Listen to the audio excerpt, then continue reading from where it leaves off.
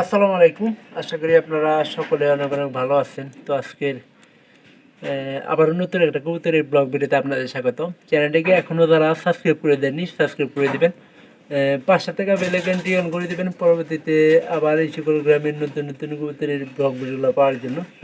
তো আপনারা কেউ কিন্তু ভিডিওগুলো মিস করবেন না, আশা করতেছি সম্পূর্ণ ভিডিও দেখবেন, ভালো লাগবে।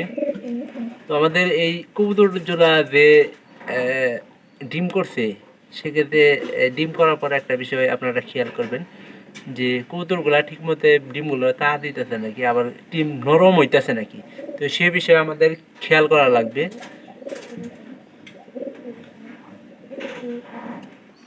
তো আমাদের এই যে কবুতরগুলা ডিম দেওয়ার পরে আমি একটা জিনিস বেশিরভাগ সময় লক্ষ্য করি।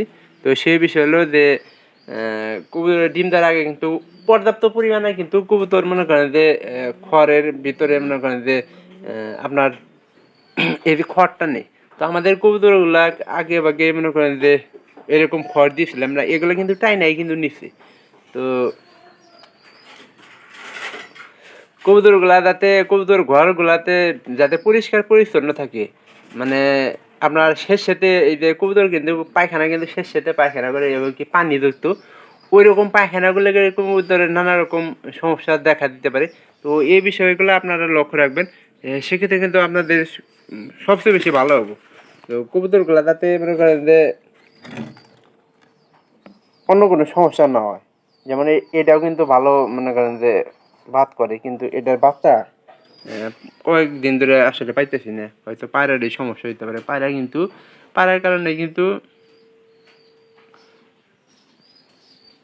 বেশিরভাগ সময় আমি দেখি যে পায়রার সমস্যার কারণে কিন্তু কবুতর মনে করেন যে আসলে ডিম ফোটাইতে পারে না।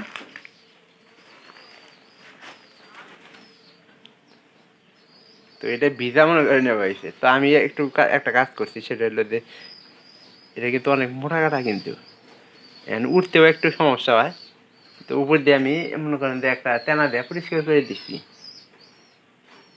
তো একসাথে কবুতর ওই যে আমি কতক্ষণ আগে দেখালাম, এই যে এ পায়রা এবং এ পায়রি, এটাই কিন্তু কোনো লক্ষ্য নিয়ে আমি দেখতে পারতেছি না। তো আপনারা যে কবুতর ডিম দেব ওটা প্রতিদিন আপনি একটু লক্ষ্য রাখবেন, তাহলে সবচেয়ে বেশি আপনার জন্য ভালো হবে। কারণ একটা তারিখ লিখে রাখবেন, যে কবুতর যে তারিখে ই করবো, কোথায় লিখবেন আপনারা পারলে খাতার ভিতরে লিখতে পারেন বা কাগজের ভিতরে লিখে কিছু একটা দেয় যে খড়ের সামনে দিয়ে দেবে কত তারিখে ডিম দিল। তো সেক্ষেত্রে আপনার কবুতরের বাচ্চা কত দিনের মধ্যে ফুটে সেটাও জানা হইলো, এবং কি আপনার কবুতর বাচ্চা কত দিনের মধ্যে ডিম ফুটবে বা 17 থেকে 20 দিন একটা মনে করেন যে আনুমানিক দিনক্ষণ থাকবে। তো সেটার ক্ষেত্রে আপনাদের সবচেয়ে বেশি ভালো কি জানেন, যে কবুতরের জানা থাকলো যে কবে ডিম ফুটবে, আর এর ভিতরে যদি ডিম না ফুটে তাহলে আপনি ওই ডিমটা অবশ্যই ভেঙে বা ই করে 20 থেকে 21 দিন দেখতে পারেন। দেখার পরে কিন্তু কবুতরের মনে করেন সবচেয়ে বেশি ভালো হবো যে আপনার সময় লেখা রাখা, লিখলে আপনার ওই দিনের মধ্যে প্রথম যেহেতু কবুতর ডিম করতেছে, তো সেক্ষেত্রে আমাদের এগুলো লক্ষ্য রাখতে হবে। তো দেখাবে অন্য কোনো ভিডিওতে অন্য কোনো বিষয় নিয়ে, আর আমি চেষ্টা করবো এরকম ভিডিও তৈরি করার জন্য, আর আমি প্রতিনিয়ত আপনাদেরকে এরকম ভিডিও দেখাবো। তো আপনারা কেউ ভিডিওগুলো মিস করবেন না। ভালো থাকবেন সবাই, দেখা হবে আবার অন্য কোনো নতুন ব্লগ ভিডিওতে অন্য কোনো বিষয় নিয়ে। আর আমি নতুন নতুন ভিডিও তৈরি করার চেষ্টা করি, আর আপনারা এরকম ভিডিও দেখবেন, ভালো লাগবে কিন্তু। ভালো থাকেন সবাই।